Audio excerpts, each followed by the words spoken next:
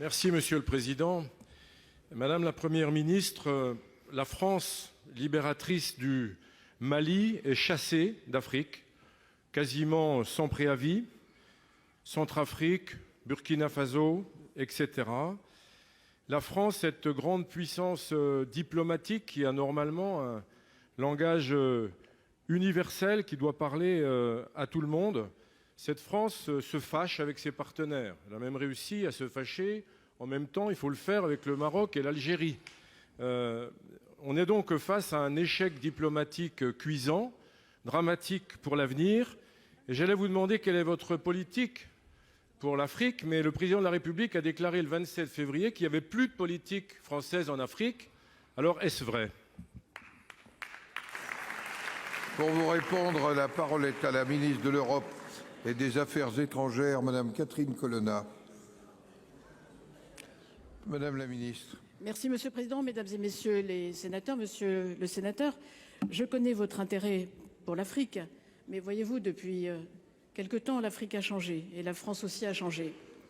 L'Afrique a changé, elle est depuis un certain temps, mais je suis sûre que l'ancien ministre s'en est souvenu. L'Afrique est, pour les décennies qui viennent, une terre de croissance, une terre d'opportunités, une terre de création. Le président de la République a pu le constater, par exemple, lors de son déplacement la semaine dernière auprès des entrepreneurs et des artistes réunis à l'Institut français de Kinshasa. Et l'Afrique a changé aussi, monsieur le sénateur, parce qu'elle n'entend pas se faire dicter par l'extérieur, ce qui est bon pour elle. Les pays africains défendent leurs intérêts, avec raison, et nous le faisons tous. Mais la France aussi a changé. Et nous voulons sortir des visions datées. L'Afrique, les pays africains, car il y a plusieurs Afriques, vous le savez bien, ne sont pas spectateurs d'une concurrence entre puissances. Nous avons sur ce continent des partenaires, des défis communs et des atouts à utiliser. Nos liens humains, nos diasporas, nos entrepreneurs, nos universités, nos réseaux culturels et le dynamisme de nos jeunesses. Et la France a changé aussi parce qu'elle met en place des outils pour développer ces nouveaux partenariats. Alors nous savons aussi qu'il nous faut lutter davantage contre la désinformation, contre les manipulations de l'information, et nous savons aussi quelles sont les forces qui sont à l'œuvre pour avancer dans une stratégie qui certainement ne fera pas avancer ni la paix, ni la stabilité, ni la prospérité des pays considérés. Et c'est en additionnant toutes ces actions que nous resterons un partenaire actif sur ce continent, dans notre intérêt, dans celui de nos peuples et dans l'intérêt de l'Europe également. Monsieur Joyandet.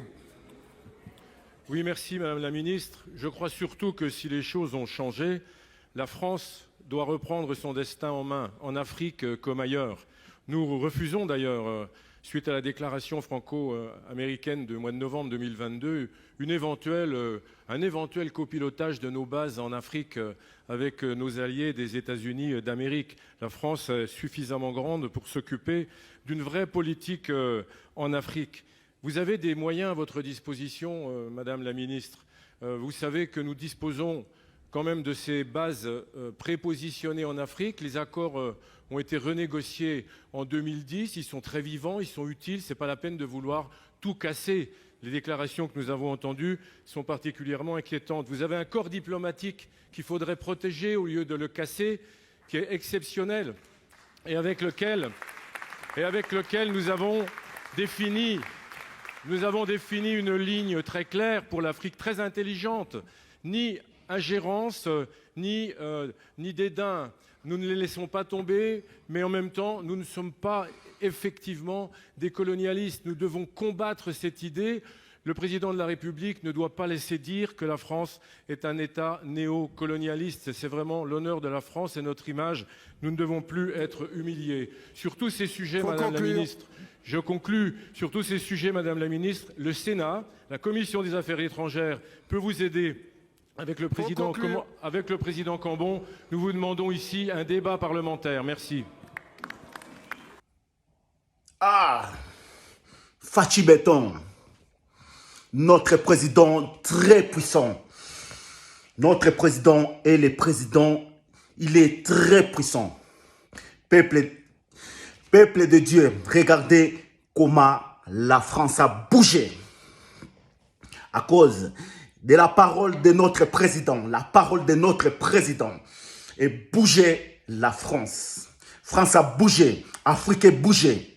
Peuple de Dieu, regardez comment on a un président puissant, peuple de Dieu. Franchement, Lumumba est retourné au Congo. La carnation de Lumumba est maintenant vivant au Congo. Lumumba est retourné au Congo, notre président. La parole de notre président est Ningisi Europe.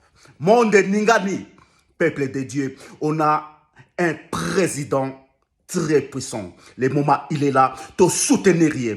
Peuple, l'Europe est bougée. La parole de notre président a bougé. Poussé, peuple de Dieu, Europe est bougée. Le moment est là. Nous tous, derrière notre président, nous tous, peuple congolais, on a un président puissant. Le monde a bougé. Regardez, France a bougé. C'est notre victoire. L'Afrique, c'est notre victoire. L'Afrique, tous derrière notre président, un président courageux, peuple de Dieu. Regardez, le moment est arrivé. Afrique libre, partout. France a bougé, peuple de Dieu. Merci Dieu. On a un président courageux qui parle sans peur.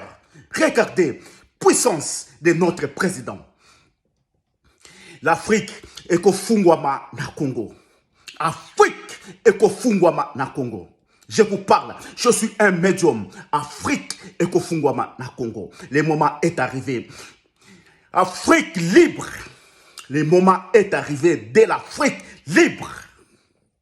Merci, notre président Fachi. Merci, notre papa Fachi. Kakaboy, ici c'est votre médium Jetili. Je vous parle. On a un président très puissant. Tosimbaye, Congo est changé. Je suis un médium. Je suis un médium. Et voici, la première fois, France a bougé. Hey, France est Ningani. Hey, Europe est Ningani. Et Bandi Yangoyo, Mouké Mouké. Au revoir.